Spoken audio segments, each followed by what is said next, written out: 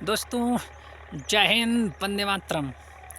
मैंने देखा है ज़्यादातर इस समय जो इजराइल और हमास की जो लड़ाई चल रही है उस पे इजराइल ने गाज़ा पर काफ़ी हद तक कब्ज़ा कर लिया है।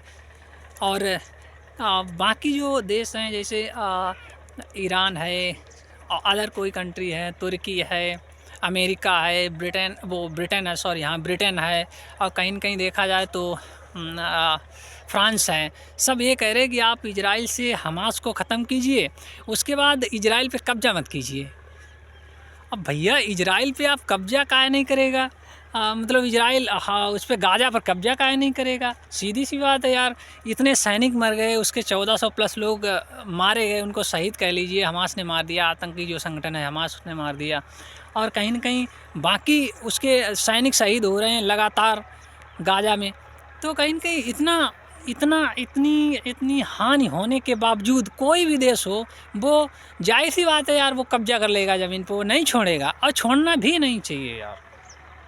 मेरा मानना है इजराइल को पूरे गाज़ा को कंट्रोल करना चाहिए, गाज़ा सिटी को कंट्रोल करना चाहिए। और उसके बाद और अनिश्चित काल तक उसने कहा है कि हम अनिश्चित काल तक, इजराइल के प्रधानमंत्री जी ने कहा है कि हम अनिश्चित काल तक गाज़ा की सुरक्षा व्यवस्था देखेंगे। तो सही तो कहा है उन्होंने यार, गलत क्या किया?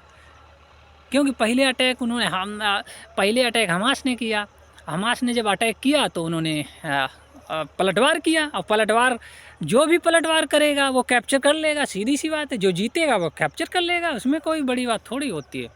और यही रूल है, चाहे अमेरिका चिल्लाए, चाहे फ्रांस चिल्लाए, चाहे मुस्लिम कंट्री जो भी है, 57 देश चाहे जितना कूदें, लेकिन वो छोड़ने वाला नहीं है, छोड़ना भी नहीं चाहिए यार। अगर वो छोड़ देगा इजराइल हमास को, हमास के जो कमांड सेंटर जिसको गाज़ा बोलते हैं, गाज़ा में जो कमांड सेंटर है उसके पूरे गाज़ा को अगर छोड़ देता है वो इजराइल, तो फिर से अटैक करेगा। जाहिर सी बात है, आतंकवादी फिर से सुरंगों में छिपकर और फिर अपनी मतलब साम्राज्य खड़ा करके फिर 1 साल बाद, 2 साल बाद या 1.5 साल बाद फिर अटैक करेंगे।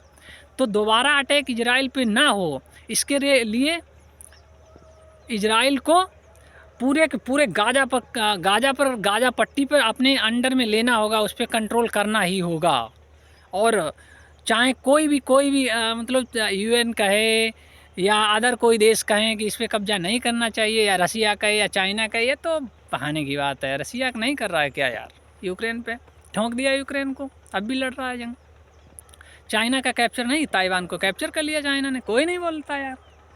वो समझो, सॉरी माफ़ करना, ताइवान को कैप्चर करने वाला है, तिब्बत को कैप्चर कर लिया। सीधी सी बात है, तिब्बत को अपने अंडर में ले लिया, कोई भी नहीं बोलता यार।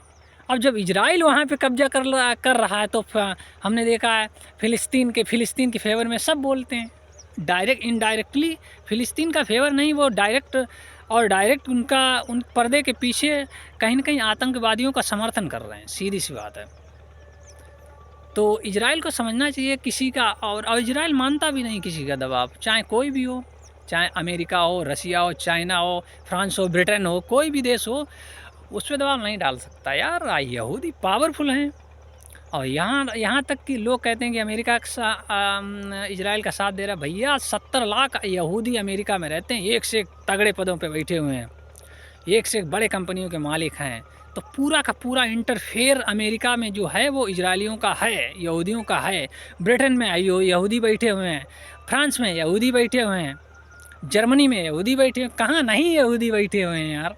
तो हर जगह यहूदी हैं, तो कहीं ना कहीं हर देश उनको सपोर्ट करेगा, डायरेक्ट सपोर्ट करेगा या इनडायरेक्ट सपोर्ट करेगा, कहीं ना कहीं तो करेगा 100%। तो उनके खिलाफ कोई नहीं जा सकता, ये मेरा मानना है। फ़िलहाल इस समय बाहर से लोग चिल्लाएंगे हम अमेरिका उसके इजराइल के खिलाफ हैं, लेकिन अंदर से इजराइल के खिलाफ कोई नहीं जाएगा।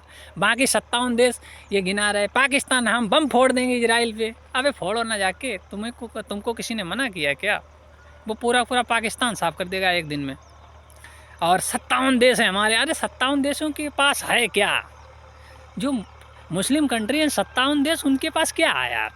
उनके पास कोई बड़ा मतलब एटम बम है? खाली पाकिस्तान को साइड कर दीजिए, किसी भी देश के पास एटम बम नहीं है यार। तुम इजराइल को ख़त्म करोगे। ईरान वो दुश्मन बना बैठा है इजराइल, जब से बना 1948 से, तब से आज तक इजराइल को ख़त्म करने का सपना देख रहा है। और 1962 में 1967 में उसने ऐसा पीटा सबको मार मार के, मतलब वो नहीं कहता पाकिस्तानी भाषा में दुम्बा बना दिया, वैसा दुम्बा बना दिया सारे आस पास पड़ोस के जो देशों को। इस वजह से तो मेरा मानना है कि इजराइल को गाज़ा पर पूरा कंट्रोल करना चाहिए। जो भी हिस्सा बचा हुआ है उसको भी कंट्रोल कर लो और अपने इजराइल में मिला लो। सीधी सी बात है, ख़त्म कर दो आतंकवादियों को पूरी तरह से। मैं इजराइल के साथ हूँ, हिंदुस्तान इजराइल के साथ है। धन्यवाद दोस्तों।